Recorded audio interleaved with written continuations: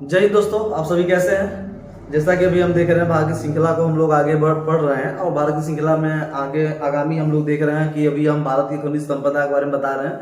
तो खनिज संपदा के बारे में हमने देखा कि लौह के बारे में, लोहे के बारे में पढ़ा है। ठीक है, लोहे के बारे में मैग्नीज, बॉक्साइट, उसके बाद आपका तांबा के बारे में पढ़ा है। ठीक, उसके बाद हमने सोना के बारे में पढ़ा है। ठीक है, सोने के बारे में पढ़ लिया है। तो अब उसके बाद आज हम जो पढ़ेंगे वो होगा सिल्वर और डायमंड, यानी हम लोग चांदी और हीरे की बात करेंगे। इसके विशेष भारत के किन किन स्थानों से इसका उत्खनन होता है, इसका भारत के किन स्थानों में इसका भंडारण है। ठीक है, इन सब देखेंगे और इनकी क्या प्रमुख बुनियादी, इन पे क्या चर्चाएं हैं, क्या इसकी विशेषताएं, कहाँ पर उपयोग होते हैं। ठीक है, इसके बारे में हम लोग समझेंगे। तो मैं राधे आपको जीएस पढ़ा रहा हूँ। ठीक है, आपको जबरदस्त तरीके से मैं आपको समझाने की कोशिश करूंगा, मैप के जरिए समझाने की कोशिश करूंगा। तो अभी तक क्या हमने भारत की खनिज संपदा को, आज हमारा तीसरा वीडियो आपके सामने जा रहा है। तो इसके बाद हम लोग पढ़ेंगे एनर्जी, यानी जो हमारा एनर्जी मिनरल्स है, यानी जो हमारा ऊर्जा जो खनिज है, जैसे कोयला, पेट्रोल, डीजल, इस सब के बारे में हम एक वीडियो बनाएंगे। ठीक है, इन सब वीडियो बनाएंगे तो आसानी से आपको समझ में आ जाएगा। ठीक, तो चलिए हम शुरू करते हैं। आज का जो हमारा टॉपिक है वो सिल्वर है और उसके बाद हम पढ़ेंगे डायमंड के बारे में। सबसे पहले हम सिल्वर में देखा, जैसा कि आप देख रहे हो सिल्वर, इससे हमने सोना पढ़ाया था। ठीक है, सोना पढ़ाया था। तो आज सिल्वर पढ़ेंगे, चांदी पढ़ेंगे। ठीक है, जो कि भारत में चांदी की बहुत ही कम मात्रा, जैसे सोने की कम मात्रा है, तो उसी प्रकार चांदी का भी भारत में इसका उत्खनन भी यहाँ पे कम, यानी इसका प्राप्ति भी भारत में कम होती है। ठीक है, तो क्या होती है कि बाहरी देशों से इसका क्या होता है, आयात निर्यात होता रहता है भारत देश में। तो जैसा कि चलिए शुरू करते हैं, हम लोग सिल्वर के बारे में समझेंगे। तो देखिए आपका एक क्या है, सिल्वर। ठीक है, सिल्वर को समझेंगे और आप लोग भी हमारे साथ नोट करिए, पेन और कॉपी लेके बैठिए, समझिए। और बार बार उसके क्या होता है कि याद करने का सरल है, वो तो कहते हैं कि सर पढ़ने में मैं भूल जाता हूँ। तो पढ़ने में भूलने का कारण होता है क्योंकि हम बार बार उस पर फोकस नहीं करते। अपनी पूरी एनर्जी ना झोंक दो, पूरे एक तरफ पूरा एनर्जी झोंक दो।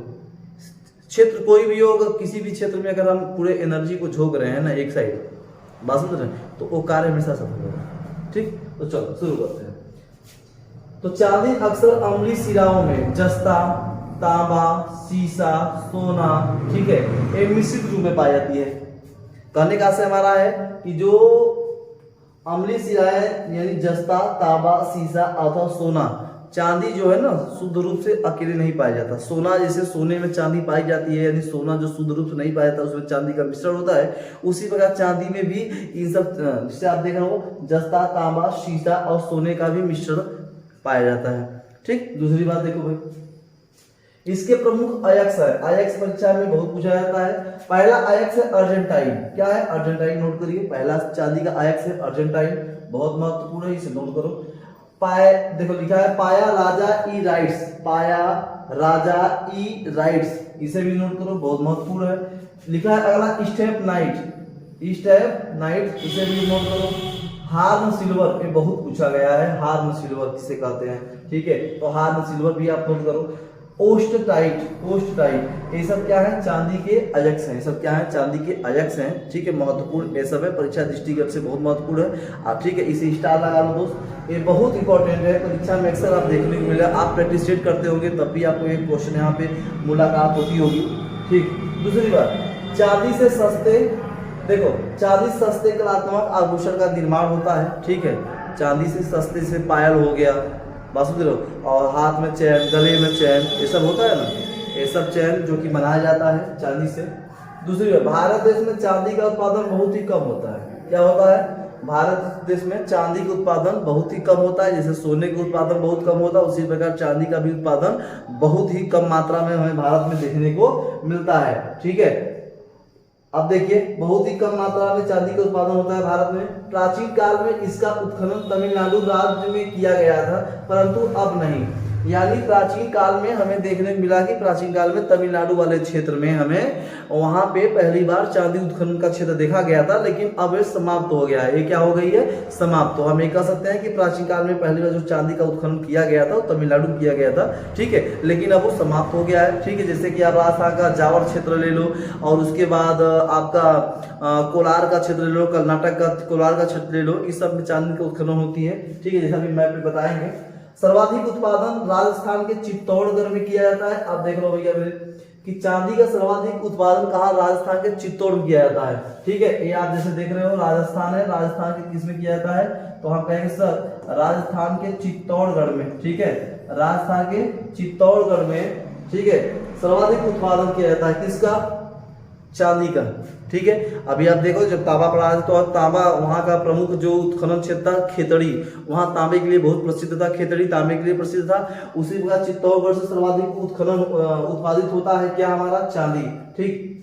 दूसरी बात, यहाँ से लगभग कितना 99.99% और दूसरे स्थान में हमारा क्या है? कर्नाटक है और कितना 0.03%, ठीक है।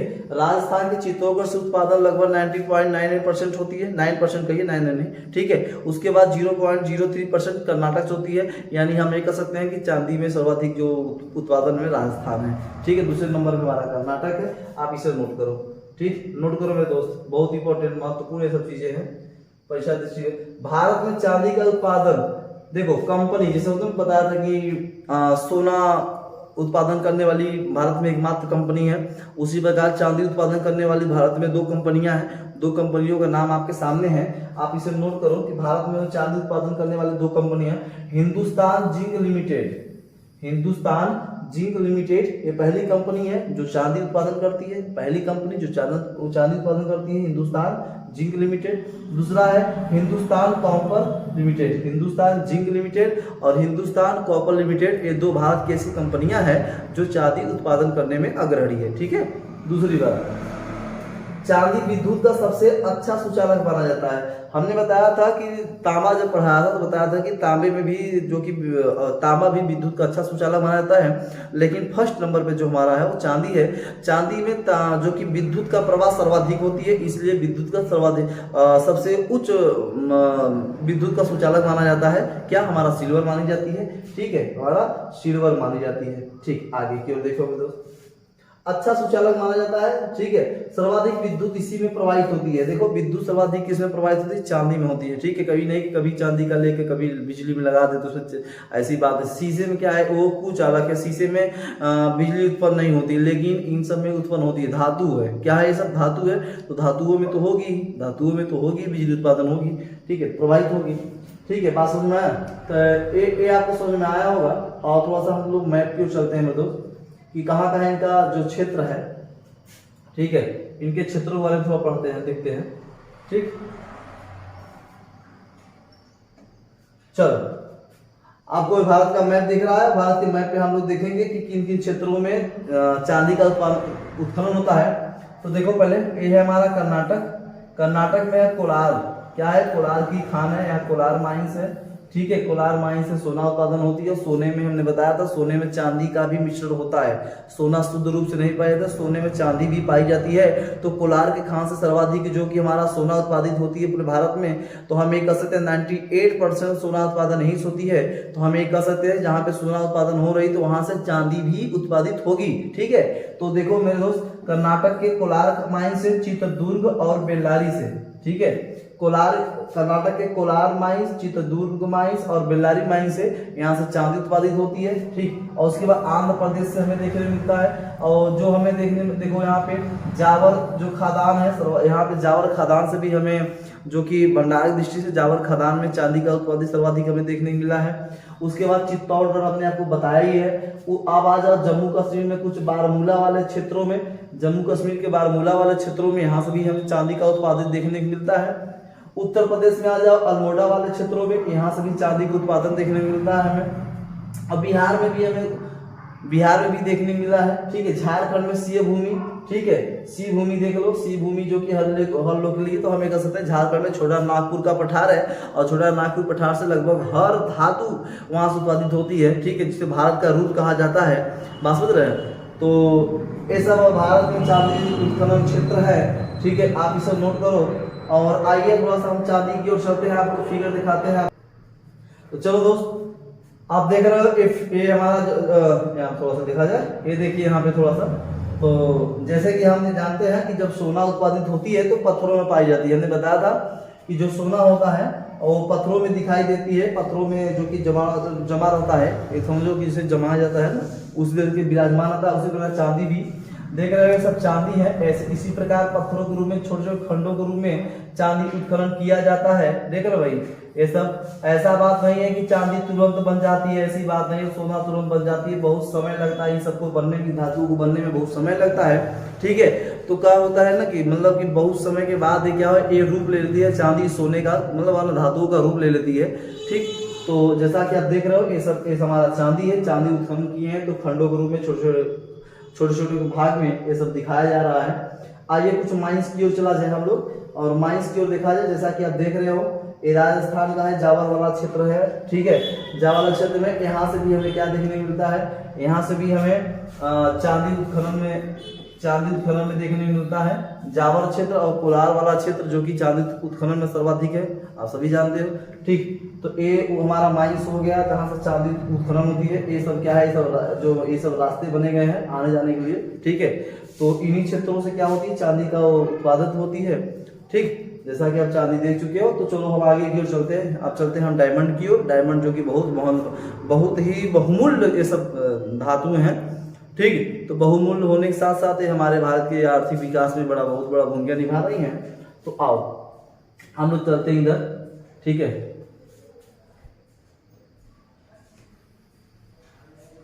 ये हमारा डायमंड है। क्या है, डायमंड। ठीक है, थोड़ा सा इसे बड़ा कर दिया जाए। ठीक, ये सब क्या है, ये सब आपका डायमंड देखने को मिल रहा है। ठीक है, डायमंड है, और जो कि डायमंड को हम लोग विशेषतर समझेंगे और जबरदस्त तरीके से समझेंगे कि डायमंड आखिर है क्या, और किन भारत के किन क्षेत्रों में इसका उत्खनन होती है, और इसका उपयोग कहाँ कहाँ होता है।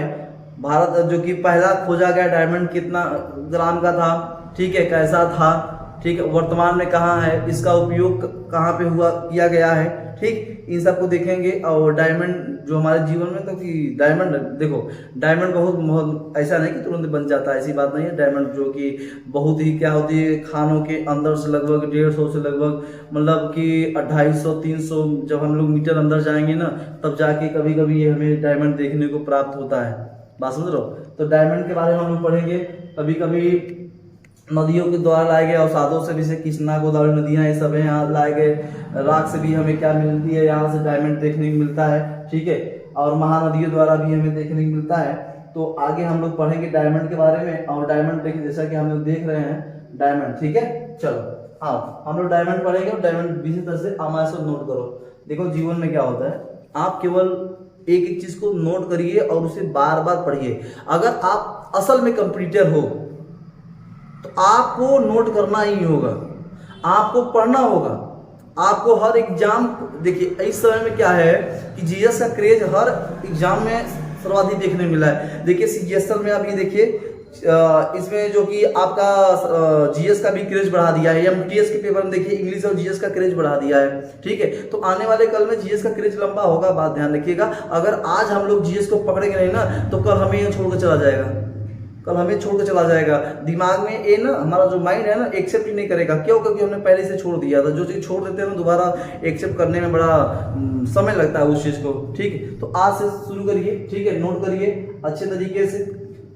देखो भाई, यह एक बहुत मूल्यवान क्या है, खनिज है। यह क्या है, एक मूल्यवान खनिज है।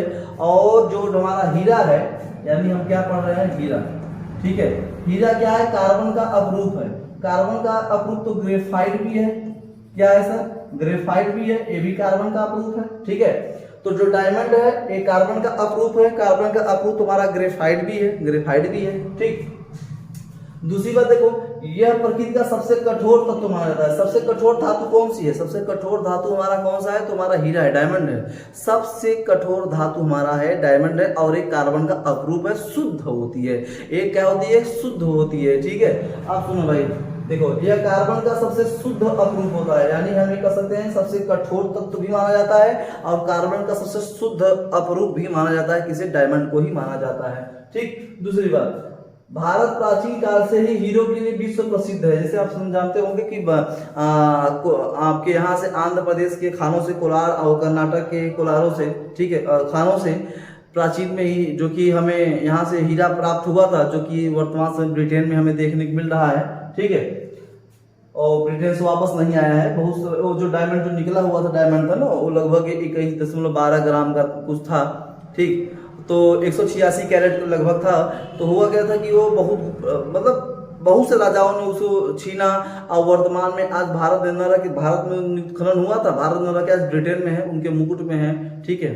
तो देखो प्राचीन काल में ही गोलकुंडा के खान से, कहां से? गोलकुंडा खान कहाँ है? आप कहेंगे सर गोलकुंडा खान तो आंध्र प्रदेश में, कहाँ है? आंध्र प्रदेश, ठीक है। गोलकुंडा खान से प्राचीन काल में ही गोलकुंडा के खान से निकाला गया था कोहनूर हीरा, ठीक है। आप समझो कि कोहनूर हीरा प्राचीन काल में गोलकुंडा खान आंध्र प्रदेश में, यहाँ से ही हमारे जो कि महत्व जो बहुमूल्य हीरा था यही से प्राप्त हुआ था, ठीक है। सदियों तक आकर्षण का एक केंद्र बना है, लेकिन वर्तमान में यह कहाँ का केंद्र बन गया? आकर्षण केंद्र, एक ब्रिटेन का आकर्षण केंद्र बन गया है, भारत को छोड़कर। भारत में खनन हुआ था, भारत में था, लेकिन यहाँ का आकर्षण केंद्र नहीं बन पाया। अगर यहाँ का कोहनूर हीरा यहाँ होता ना, तो भारत हमारा आर्थिक विकास सबसे आगे होता। लेकिन होता क्या है कि यहाँ पे निकला, पहले के राजाओं ने देते देते दहेज में दे दिया, किसी ने छीन लिया, तो आज ब्रिटेन में है, ठीक, ध्यान रखो। तो कहां से गोलकुंडा के खान से पहला हीरा खोजा गया था, ये बात नोट करो भाई। दूसरी, दुनिया का सबसे बड़ा हीरा लगभग 186 कैरेट का था। कितना था? थोड़ा बड़ा कर दो भाई, ठीक है।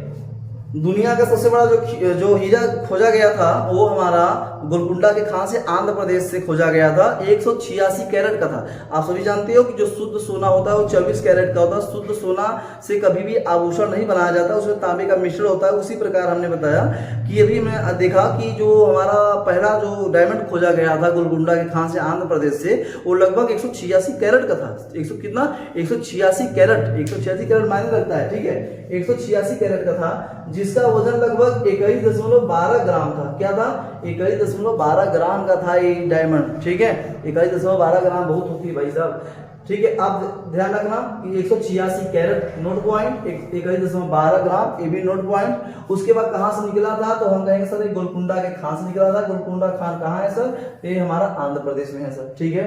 दूसरी बात समझो, जो एमपी का उत्खनन दृष्टि से देश का सबसे बड़ा प्रमुख राज्य है। अब देखो एमपी में सर्वाधिक हीरे का उत्खनन होती है। ये हमारे भारत में उत्खनन क्षेत्र में एमपी राज्य सर्वाधिक आगे है, ठीक है। आप इसे नोट करो कि हीरे के उत्खनन में हमारा जो एमपी राज्य है, यूपी का पड़ोसी राज्य, ये क्या है?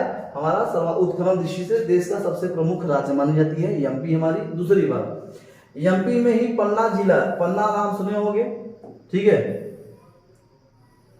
एमपी का पन्ना नाम सुने होंगे। आगे चलो देख लो, ठीक है। जैसे एमपी में एक नेपाल नगर है, नेपाल नगर का अखबारी कागज के लिए प्रसिद्ध है ना, उसी प्रकार एमपी में पन्ना जिला है। पन्ना जिले में हीरे के लिए प्रसिद्ध माना जाता है। एमपी में पन्ना जिला में भागेन नदी है। कौन सी नदी है? भागेन नदी। एमपी में ही पन्ना जिला है, और पन्ना जिले में क्या है? भागेन नदी द्वारा जमा किए गए जो निक्षेप होते हैं ना, जो अवसाद होते हैं, भागीर नदी द्वारा जो निक्षेप होते हैं, जो अवसाद होते हैं ना, वो राम खेरिया नामक स्थान पर, किस स्थान पे? एमपी के पन्ना जिले में भागीर नदी है। भागीर नदी द्वारा जो लिए गए जमा किए गए जो अवसाद है वो राम खेरिया नामक स्थान पर धरातल के समीप ही हीरो का प्राप्ति होती है बाधम। यानी हम ये कह सकते हैं कि एमपी के पन्ना जो जिला है ना, वहां पे भागीर नदी है। भागीर नदी द्वारा लाए गए जो अवसाद होते हैं ना, अवसाद एक तट, एक स्थल है रामखेरिया स्थल, उसके समीप जाके इकट्ठा हो जाते हैं। उनसे भी हमें हीरे की क्या होती है? प्राप्ति होती है। इसे आप नोट करो, ठीक। दूसरी बात, प्री कैम्बियन काल में ही जीवाश्म रहित विंध्य शैलों की, विंध्य शैल यानी विंध्य पर्वत, यानी प्री कैम्बियन काल में ही, उस काल में प्री कैम्बियन काल में ही जीवाश्म रहित, जिसमें जीवाश्म नहीं पाया था, और विंध्य शैल यानी विंध्य पर्वत के जो पत्थर है उनकी नसों में मिलने वाला यहाँ का हीरा काफी मूल्यवान माना जाता है। अब देखो विंध्य शैलों में जो यहाँ विंध्याचल जो पर्वत है ना, प्री कैम्बियन काल में कहा जाता है कि जो विंध्य शैलों थे, जो शैलों से जो प्राप्त हीरे होते थे ना, वो बहुत मूल्यवान हीरा माना जाता था। क्या माना जाता था? बड़ा मूल्यवान हीरा माना जाता था। कहाँ के? जो विंध्य शैलों से पाई जाती है, विंध्य शैलों की जो नसों से पाई जाती है, वो बहुत मूल्यवान हीरा मानी जाती थी। आगे थोड़ा नोट करो भाई, थोड़ा सा,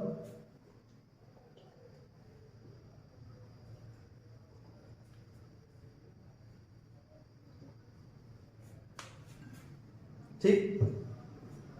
आगे के देखो भाई, जीवाश्म रहित विंध्य शैलों से नसों में मिलने वाला जो हीरा पाया जाता था वो मूल्यवान हीरा था। दूसरी बात, महानदी घाटी में भी संबलपुर, संबलपुर, महानदी घाटी उड़ीसा संबलपुर तथा चंद्रपुर, ये भी कहाँ है? उड़ीसा। संबलपुर और चंद्रपुर ये कहाँ है? उड़ीसा। कहाँ है दोस्त? उड़ीसा। ठीक है, उड़ीसा। तो महानदी की घाटी में संबलपुर और चंद्रपुर जिले में हीरा की प्राप्ति केंद्र माना जाता है। यानी हम ये कह सकते हैं कि यहाँ जो महानदी घाटी है और जो संबलपुर और जो चंद्रपुर है, यहाँ पर हीरे का केंद्र माना जाता है। जो महानदी द्वारा जो निक्षेप लाए जाते हैं, इकट्ठा होने के बाद उनसे भी हीरे की प्राप्ति कहीं ना कहीं हमें देखने को मिलता है। ठीक, आगे की ओर थोड़ा सा हम लोग आगे की ओर चलते हैं और कारवा को आगे बढ़ाते हैं। आप इसे थोड़ा सा नोट करिए, ये सब बहुत महत्वपूर्ण चीजें हैं। अब देखो, इसके हीरे के प्रमुख कौन कौन से आयक्स माने जाते हैं, कहिए जिनके प्रकार जो माने जाते हैं। थोड़ा सा छोटा कर लिया जाए, ठीक है, थोड़ा सा और छोटा, बस। ठीक, आइए। ठीक, अब देखो भाई, कौन कौन से हीरे के प्रकार होते हैं, ध्यान रखो। एक तो पहला प्रकार आपका क्या है? मुगल। क्या है? मुगल। दूसरा है पीठ महान लोभ। मुगल, पीठ, महान लोभ। पहला क्या है? मुगल। दूसरा क्या है? पीठ। तीसरा क्या है? महान। चौथा क्या है? लोभ। आदि प्रसिद्ध हीरे मध्य भारत से ही प्राप्त की जाती है। यानी ये हीरे के प्रकार है। हीरे के प्रकार चार प्रकार के हीरे हैं। ठीक है, सबसे महत्वपूर्ण है मुगल प्रकार की होती है। मुगल जो है, मुगल, पीठ, महान, लोभ, ये हीरे के प्रकार है। ये मध्य भारत, यानी आप जानते हो मध्य भारत यानी एमपी वाले पूरा जो क्षेत्र है, ठीक है, लेते हुए उत्तर भारत और दक्षिण भारत छोड़ के बीच वाले मैदानी भाग में, यहाँ से हमें क्या होती है? हीरे की प्राप्ति हमें देखने को मिलती है। ठीक, अगले बार, इसके आयक्स 3 प्रकार के भौगोलिक स्थितियों में पाए जाते हैं। किसके? हीरे के 3 प्रकार के आयक्स होते हैं जो भौगोलिक रूप में पाए जाते हैं। आइए हम लोग 3 प्रकार के देखते हैं। इनके 3 प्रकार के है कौन कौन? पहला है किम्बरलाइट पाइप। क्या है? Kimberlite pipe. इसके 3 आयक्स हैं। किसके? हीरे के 3 आयक्स हैं। Kimberlite pipe, conglomerates beds. दूसरा है एलुवियल ग्रेवल। ठीक है, नोट करो, किम्बरलाइट पाइप, नोट करो भाई, किम्बरलाइट पाइप। दूसरा कांग्लोमेरेट बेड्स। तीसरा एलुवियल ग्रेवल। ठीक है, ये 3 इसके क्या है? भौगोलिक रूप से 3 इसके आयक्स है। हीरे के 3 आयक्स हैं। आप इसे नोट करो, बहुत इंपॉर्टेंट है, परीक्षा दृष्टिकोण से बहुत महत्वपूर्ण है। ठीक है, अब दूसरी बात देखो भाई, जो हीरा है ना, हीरा कहीं ना कहीं से जो उत्खनन होती है, तो हीरा को कहीं ना कहीं देखो, हीरा कभी कभी अंगूठी में देखने को मिलता है, लगाया जाता है ना डायमंड अंगूठी में, तो बड़ा महंगा होती है, लगभग 1-1 लाख की होती है। ठीक है, तो डायमंड जहां पे लग जाए उसकी भाव बढ़ जाए, जहां पे डायमंड लग जाए वहां उसकी भाव बढ़ जाती है। ठीक है, तो बात ध्यान रखना भाई। तो देखो, मुंबई इसकी सबसे बड़ी मंडी है।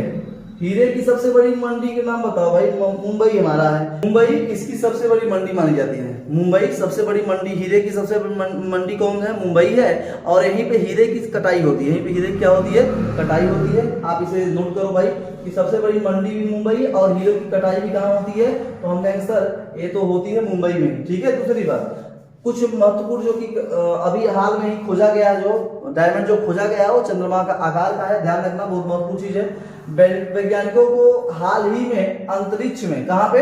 अंतरिक्ष में जो एक डायमंड खोजा गया है वो किस आकार का है? चंद्रमा के आकार का हीरा खोजा गया है। नोट करो भाई, अभी वैज्ञानिकों ने हाल ही में लगभग चंद्रमा के आकार का एक अंतरिक्ष में हीरा खोजा है। आप इसे नोट करो, किस आकार का? चंद्रमा के आकार का अंतरिक्ष में खोजा है। इसकी खोज भारत में लगभग 4000, ठीक है, साल पहले से हुई थी। आप ध्यान रखो, कहा जाता है कि इसकी खोज लगभग 4000 पहले से ही हुई थी।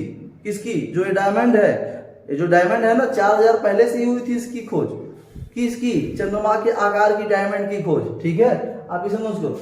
हीरा लगभग 150 से 200 मीटर नीचे पाया जाता है। आप देखो, 150 से 200 मीटर अगर हम लोग अंदर जाएं, अगर उसे फीट में बदल दें, ठीक है, जैसे फीट में अगर हम बदल दें तो सोचिए कितना फीट अंदर जा रहे हैं। तो लगभग 150 से 200 मीटर हम जो पृथ्वी की धरातल के अंदर जाएंगे ना, तब जाके हमें हीरा प्राप्त होती है। तब क्या होती है? हीरा प्राप्त होती है। बात समझ। तो भारत देश से कहीं से भी हीरा खोज के ला देगा, कोई दिक्कत नहीं है। हमें उम्मीद है कि आपको इसे नोट कर लिए होंगे। और देखो भाई, ये सब महत्वपूर्ण चीजें हैं, आप इसे जब तक नोट नहीं करेंगे ना, तब तक आपको समझ में आने वाला नहीं है। ठीक, आइए हम लोग कुछ महत्वपूर्ण बातों की ओर चलते हैं, चर्चा करते हैं, विशेषतर चर्चाएं। ठीक, देखो भाई, ये आपका डायमंड है। क्या है? डायमंड। ठीक, देख रहे हो, डायमंड है इसका। ठीक है, 1 2 3 4 5 6 षष्ठ कोड़ी होती है, ठीक है। और ये डायमंड हमारा है, डायमंड देख लो इसी आकार का है, इससे काटा भी जाता है और मतलब चिकना भी किया जाता है, सफाई भी की जाती है। तो कहाँ, मुंबई में, ठीक है। एक तो ये आपका डायमंड देखने को मिलेगा वाइट कलर का और रंगीन कलर का। अभी जब प्रकाश में रखोगे तो इसके जो प्रकाश का किरण है ना, जब इसे पड़ेगा तो हमें 7 रंगों में दिखाई देती है इसकी, ठीक है। वही डायमंड का फिगर दिखा रहे हैं। और एक होती है ब्लैक आकार का, ठीक है। एक ब्लैक आकार होती है जो अक्सर हमें शीशे काटने में काम देती है। ब्लैक आकार का जो डायमंड होता है ना, वो शीशे काटने में उपयोग की जाती है। आप इसे नोट करो, ब्लैक आकार का डायमंड शीशे को काटने में की जाती है, ठीक। और दूसरी बात देखो भाई,